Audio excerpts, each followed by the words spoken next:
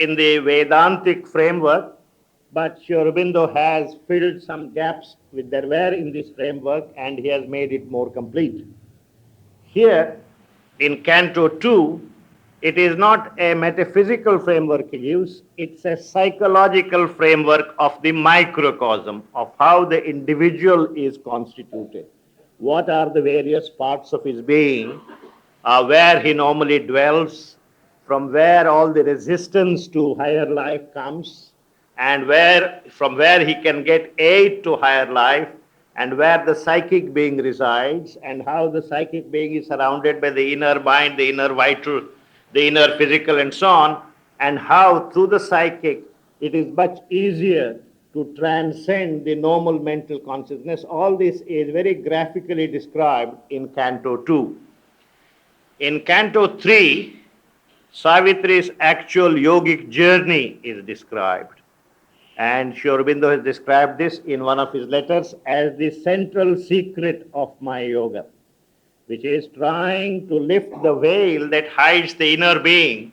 You get there, and once you get there, your yoga gets a fillip, a new dynamism, a new energy.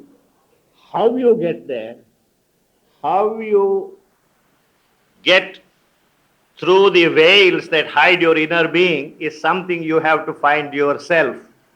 Sri Aurobindo has suggested various ways, and which he always said these are not the only ways. There are many, many traditional ways in India that you have many Babas, many Mahatmas, etc. They have given various ways, right from the Japa Yoga to Dhyana Yoga to Raja Yoga. Whatever yoga you find your inner being finds more conducive, more useful, you can take that up. The important point is to start the journey, to walk the distance, and to get beyond the surface being of man and go to the inner being. This is what is described, and the various experiences Savitri has as she undertakes this journey, all these are described in great detail in Canto 3. The psychologists of the future will find in this particular book a great deal of material which will fill the gaps and lacuna that you now have in a complete psychological theories. Now, this is done in great detail. Then you come to Canto 4, where already Savitri has transcended the mental, gone beyond the normal mental world. As you remember, towards the end of Canto 3, she meets people who say, "Where are you going, Savitri?" Savitri says, "I'm in search of my soul." Then they look at each other and pass kind of comments about Savitri. "Oh, poor misguided woman, she doesn't know the soul is only a malfunctioning of a gland or a secretion of something. There is no such thing." And some people say that soul is only a shadow of God, there is no such soul, etc., etc. Then she meets another tribe of people, and Savitri asks them, "Can you show me the way to the soul?" He says, "We know we are very near the soul. We also started on the journey, but we thought this is enough. Now we are out. We are going back to teach the world, to tell them how to help themselves, how to change themselves, etc. We haven't yet been to the soul, but it's not. Do you think it's really worth it? We have been so far. We've got a PhD degree and so on. Should we start a kind of career on a world tour? You save the world, etc." Meets all these kinds of people. Sri Aurobindo sitting here in Pondicherry knew what the world is up to. He knew all kinds of characters. I don't know whether he personally met them, but all these, you will see, are characters residing in the higher regions of the mind. Beyond that, it is something extraordinary. Savitri meets three goddesses, and he calls them the Madonna of compassion, the Madonna of power, and the Madonna of light and wisdom. Now, you will find all these Madonnas are powerful. They have done a great deal to help mankind to evolve, to grow slowly, but somehow they are triple forces, where the Madonna of compassion and mercy can function, and she can help, but she can't save. She has no power. Where there is power, there is no wisdom. Where there is wisdom, where there is no compassion. So as a result, these goddesses are triple and not triune. They are not together. In other words, this is a word in Sri Aurobindo's comments on the overmental gods and goddesses. There are so many gods and goddesses, and these are all installed. Some of them are installed in temples. We go and worship them and so on. And humanity has been worshipping these gods with coconuts and flowers and whatever. We have been very sincere in this effort. But look what gods have done. They have not been able to help mankind to go beyond the present mess. The present mess is the best that these gods have created for us. So what is necessary, therefore, is to go beyond the range, as it were, of these gods of the overmental level to go to the supramental level. This is what is being hinted at. And now, after a kind of representative kind of survey of the beings of the overmental level, now you come to Canto 5. This is what we want to take up today, which is the finding of the soul. It's called the finding of the soul. Savitri is supposed to find a soul in this canto. Now, as I was saying yesterday, we did about first 34 lines. The first 34 lines describe what I called yesterday as the experience of the dark night of the soul. Now, the dark night of the soul is a particular phrase used by Christian mystics. I am not suggesting that Savitri is now going through necessarily a Christian experience. The dark night of the soul is a generic term. It's not a specific term. There are similar phases, there are similar experiences in Buddhist yogas, there are similar experiences in Advaitic yoga. So it's a kind of a generic term, a kind of a, as I said, when you are going very close to a source of power. Then what happens is suddenly the power swamps, as it were, the instrument that is receiving it, and the signals are not properly recorded. So that's the kind of feeling that Savitri is moving very close to the divine source of everything. But since she is very close, she is not functioned that close. So as a result, it looks like darkness. So it's the kind of first approach to the supreme reality, and I described that this is a process of what very often called the dark night of the soul. And after this experience, normally there is a kind of spiritualization of the person, and there is a kind of journey into the transcendental, merger into the transcendental, or peace or bliss or whatever. But Savitri had not come here for any of these. She had come here, as I read out to you yesterday, to hew new ways for man to conquer this battle, to conquer death. So somebody who has come here to conquer death and hew the ways of immortality cannot afford to understand it. But I have heard reactions from all parts of the world, in America, in England and so on, to whom you read it out for the first time. Do you mean to say this was all written down? It has been in print for so long, it's written by an Indian? Yes, sir, that's what I had to say. So it's unbelievable for people who are open that somebody could make poetry out of this, poetry out of, what happens in the subliminal, what happens in the subconscient, what happens in the inconscient, what happens in various places. He has not written a treatise on these, which he has done in Synthesis of Yoga and other places. He has written exquisite poetry out of it. That is something, we find extremely difficult to come to terms with.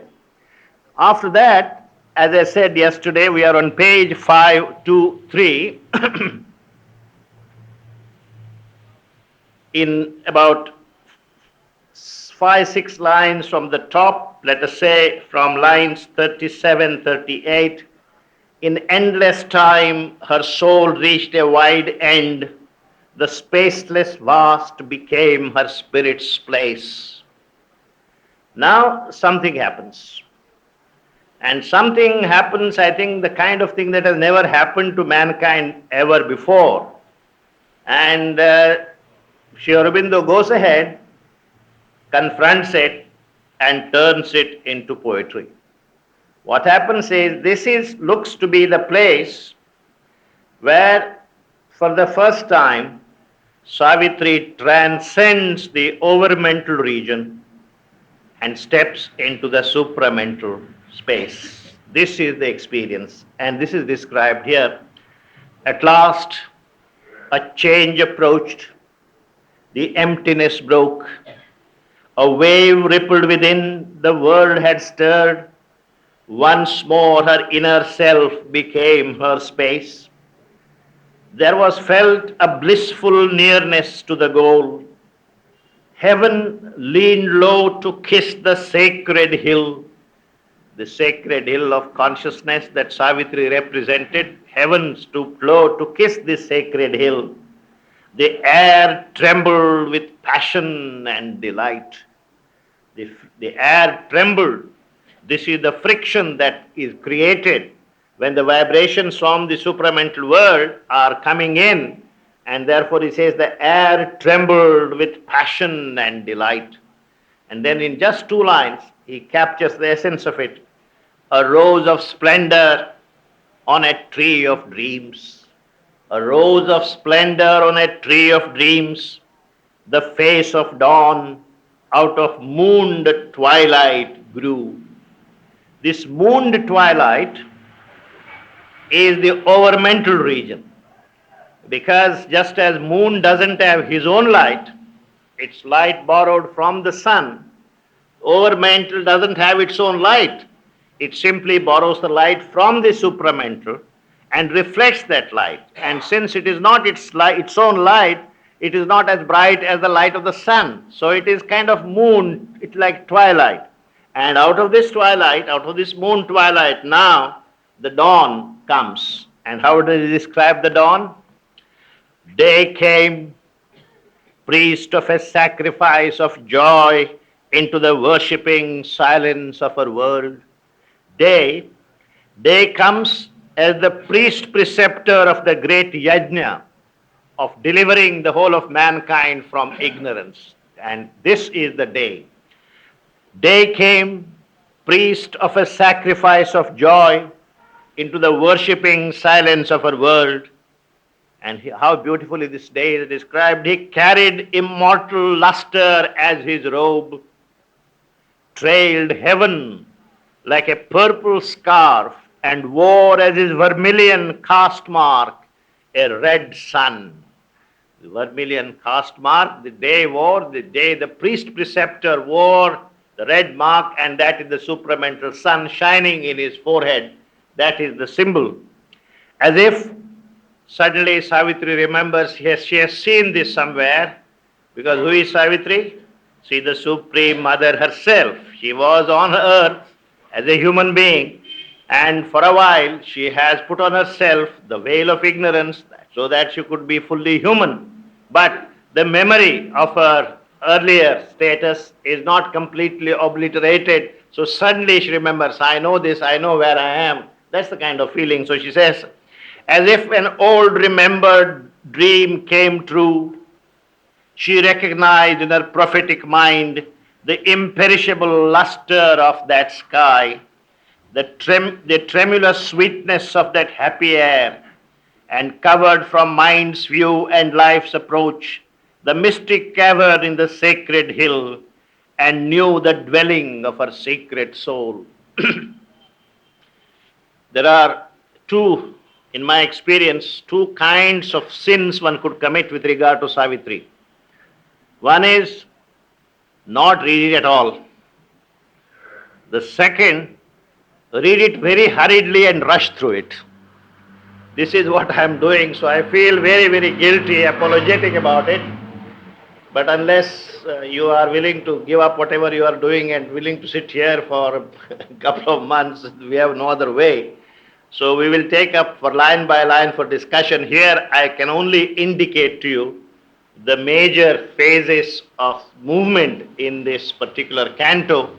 This is how he is describing the coming of the new dawn of the supramental consciousness into Savitri. There are lots and lots of it. We have no time to describe it, but that's what he is talking about. And as I told you, imagine a poet's problem of converting all this into poetry. How do you convert something so unique in experience? How do you convert it to poetry? That's the problem. And Sri Aurobindo does it so wonderfully well. Instead of, its material is different, everything is new. What it deserves, therefore, is slow, uh, kind of leisurely reading, going back again and again into it so that you kind of take these lines into your heart. That's the way Savitri can grow in us. This is only, as I said, a kind of tourist guide map. Here you are, here, this is the lake, this is the mountain, this is the tree, this is the temple, etc. But that's not really getting into there. So after this, what you really need to do is, they have now started several websites in the United States. So there are many people in the United States who all read Savitri at the same time every day. They decide now for this month, until we hear from the website once again, for the next 3 weeks, we will read Book 4, Canto 1. And they have also decided what time they will read. And since there is a time differential between the Eastern time and the Western time, they always say Eastern time such and such, Western time such and such. And there must be some people doing it. So that's the way to find some time for Savitri, and that's how all this study that we are doing here can help you only if this is done in our own private study. Otherwise, I feel that I am not doing what I should be doing, which is going slowly, taking each line, meditating on it, etc., etc. Okay. Then we come furthermore, page 525, the same experience.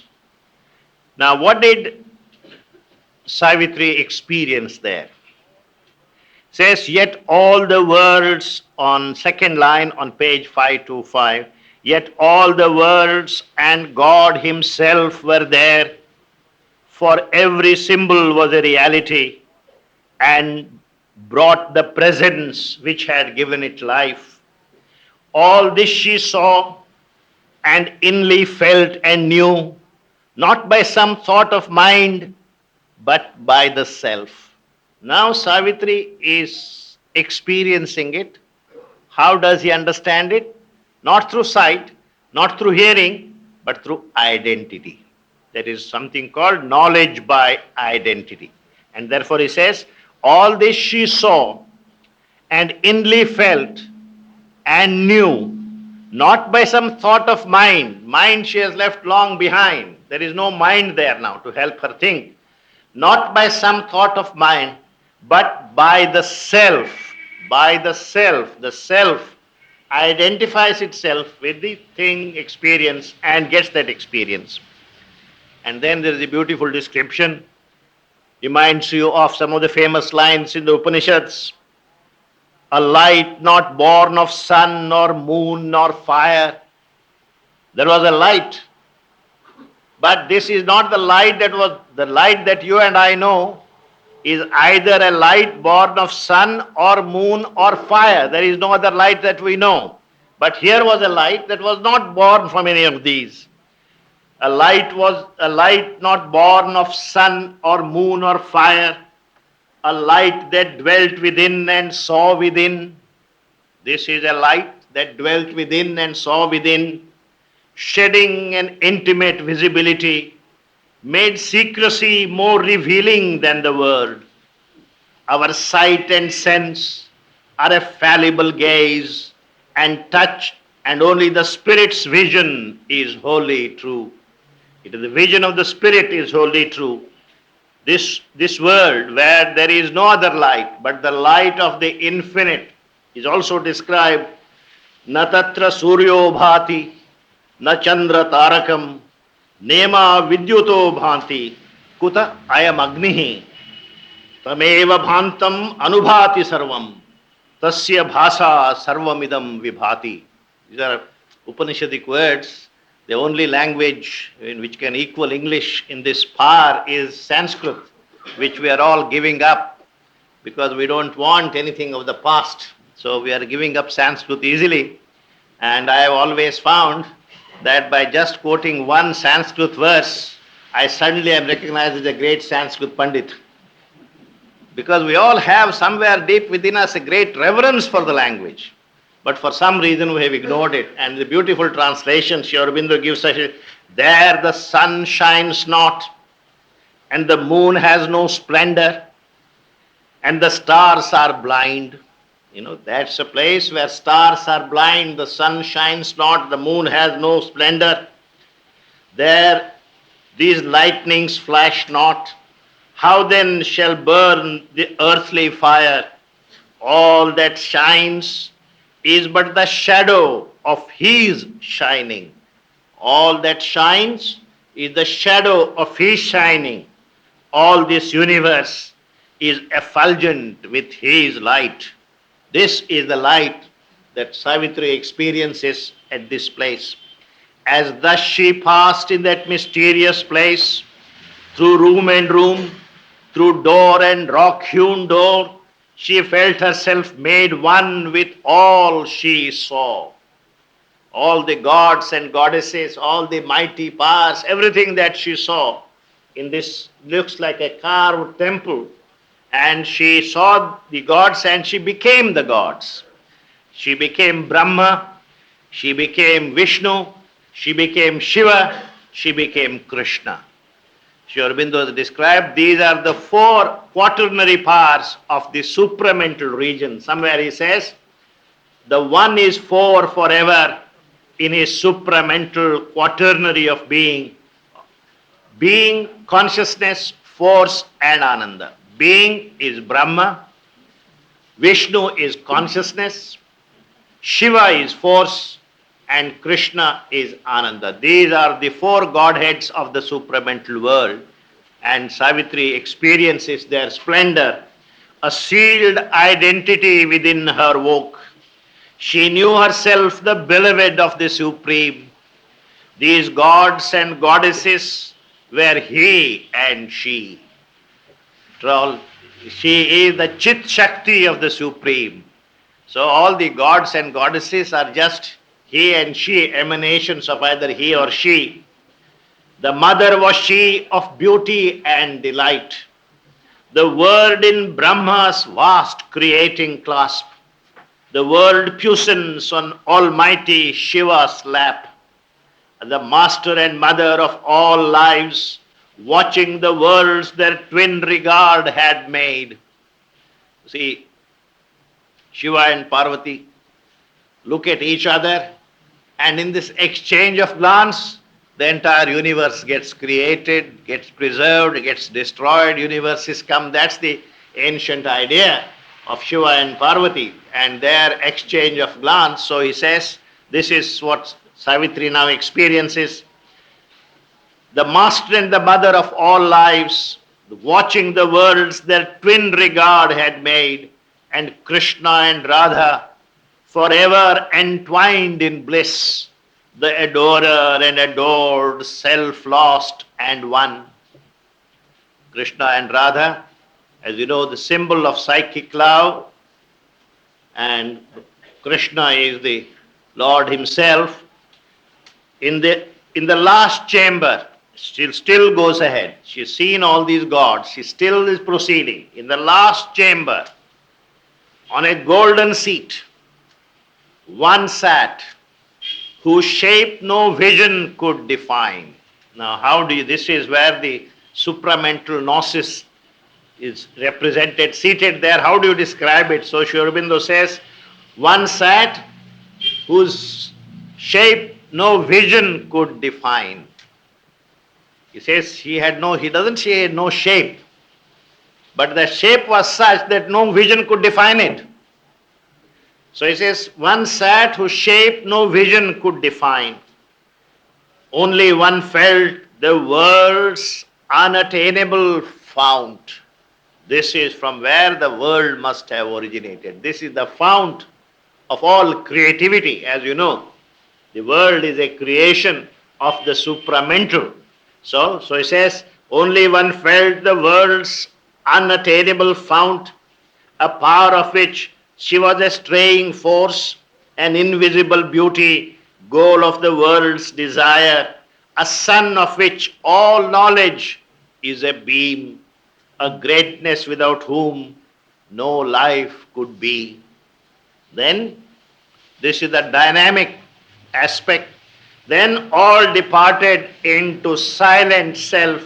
This is the static Satchidananda beyond the suprament level, and Savitri reaches that realm as well. Thence all departed into silent self, and all became formless and pure and bare. Then through a tunnel dug in the last rock, she came out where there shone a deathless sun. A house was there, all made of flame and light, and crossing a wall of doorless living fire, there suddenly she met her secret soul. And Savitri's secret soul is Adi Shakti, the mother of all, the home of the Adi Shakti. Chit Shakti, the transcendent mother of all, is the secret soul of Savitri. She is the Chittapas, the consciousness force of the divine. This is where this section ends. So the first section of book 5, Canto 5, as you can see, begins with a description of the dark night of the soul, and then you have a description of the tremendous, overwhelming experience of the supramental that Savitri experiences and fills her being with. Now, beyond that, now is described in a brief scene the merging of the psychic with the Jivatman. This is the process. The psychic merges with the Jivatman. And what the psychic is, what Jivatman is, etc., we have talked about it in the past, so I don't want to go back unless, we will again have to spend quite some time talking about it. As you know, the basic idea here is the Jivatman is the spark from the divine, the individual divine, as it were, and the Jivatman himself doesn't descend into the evolutionary world. The Jivatman sends an emanation or a projection. This is called the psychic element. And wherever there is any form, wherever there is any being, there is always a psychic element in it. Now, this psychic element, as we experience life, grief, sorrow, happiness, triumph, death, etc., through all this psychic element gradually grows. And this is the meaning, purpose of our life. And so, as it grows, through several lives, after several lives, it becomes a psychic being when it has a personality of its own. And so, then the psychic being, when the psychic element has become a psychic being, that's the time when you start looking for meaning for life, looking for there must be something beyond all that I am enjoying, there must be some meaning, some truth, where is it, etc. Is it in Tiruvannamalai, is it in Pondicherry, where is it? This kind of a search some people have, that is because their psychic being is not anymore happy living the kind of ordinary life people are living. It looks for meaning, it looks for significance, it looks for another kind of fulfillment.